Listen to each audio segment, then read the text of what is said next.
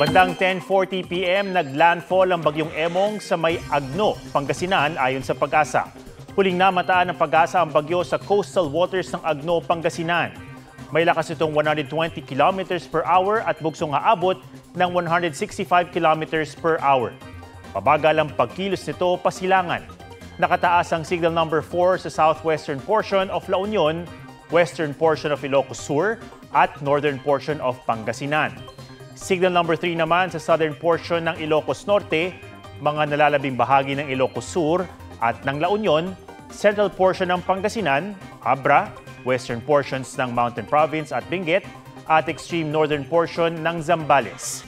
Signal number 2 sa nalalabing bahagi ng Ilocos Norte, nalalabing bahagi ng Pangasinan, northern portion of Zambales, Apayao, Kalinga, rest of Mountain Province, rest of Benguet, Ifugao, Batanes, Cagayan, kabilang ang Babuyan Islands, northern and western portion of Isabela, northwestern portion of Quirino, western and central portions of Nueva Vizcaya, northwestern portion of Nueva Ecija, at northern portion of Tarlac.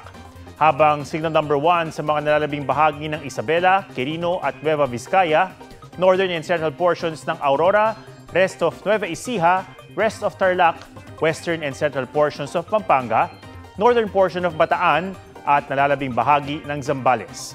Ayon sa Pag-asa, posible itong mag-second landfall sa La Union o Ilocos Sur ngayong gabi o bukas ng umaga. Huwag magpahuli sa mga balitang dapat niyong malaman. Mag-subscribe na sa GMA Integrated News sa YouTube.